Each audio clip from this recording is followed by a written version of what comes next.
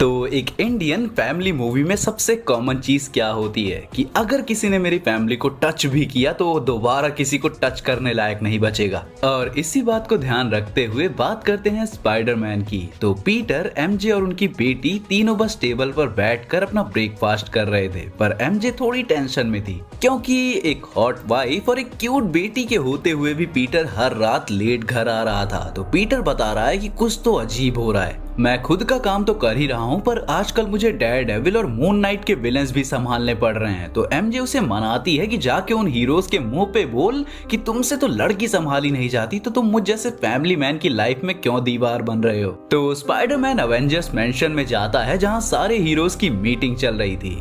Wait, इस photo में ये नमोर और नमोरा दोनों बिकनी पहन के क्यों बैठे हुए हैं? कभी कभी तो मुझे लगता है कि कॉमिक वालों को मल्टीपल कॉस्ट्यूम्स बनानी चाहिए, जैसे मीटिंग में चड्डी पहन के तो नहीं बैठेगा ना नमोर। बाकी नमोर और उसकी कजिन से फोकस हटा के बात करें तो पता चलता है कि असल में कई हीरोज मारे जा चुके हैं, इसलिए स्ट्रीट पे इतना ज्यादा एक्स्ट्रा क्राइम फैल चुका है। अब ये बात स्पाइडरमैन को पता नहीं थी क्योंकि वो किसी भी टीम का पार्ट नहीं था। तो वो बोलता है कि इसका मतलब मेरी फैमिली भी खतरे में है। टॉमी बोलता है कि मुझे पता नहीं था कि तेरी फैमिली भी है, तो उन्हें एवेंजर्स मैंशन में बुला ले और खुद भी आ जा ताकि सब सेफ रह सकें। पीटर कोई डिसीजन बनाता उससे पहले वो एमजे को कॉल करता है, तभी पीछे घंटी बजती है और एमजे का फोन कट जाता है। इधर शहर में ओमेगा लेवल अटैक हो जाता है, सब उस अटैक की तरफ जाते हैं। तभी आयरन मैन पीछे देखता है स्पाइडी को बुलाने के लिए, पर स्पाइडी वहाँ था ही नहीं, वो ऑलरेडी वहाँ से निकल गया था। वो अपने घर की खिड़की तोड़ते हुए अंदर घुसता है और देखता है कि वेनम वहाँ सोफे पर बैठा हुआ है। उसने एमजे और पीटर की बच्ची को अपने टेंटिकल्स में जकड़ रखा है। पीटर वेनम की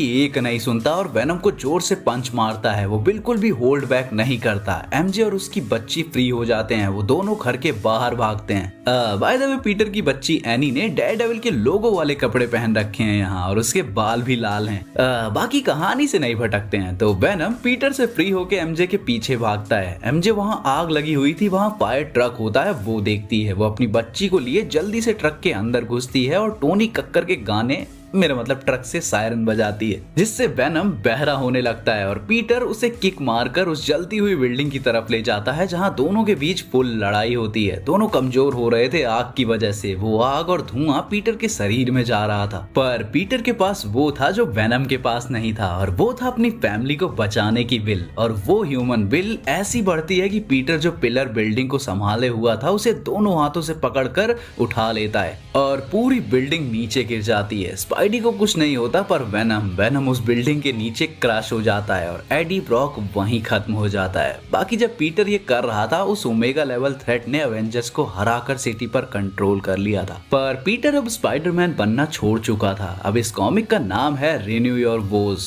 तो खुद तुम अगर इस स्टोरी लाइन को चेक करना चाहते हो तो जरूर करना, और ऐसी ही सिंगल स्टोरीज के लिए मेरे चैनल को सब्सक्राइब कर दो, और ऐसी ही और कॉमिक स्टोरीज जानने के लिए मेरी कॉमिक वाली प्लेलिस्ट को जरूर चेकआउट करना। तो मैं मिलता हूँ किसी और वीडियो के साथ, तब तक के लिए be webtastic, be fantastic.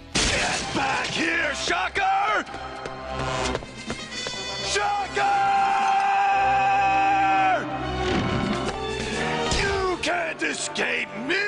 I'll chase you to the end!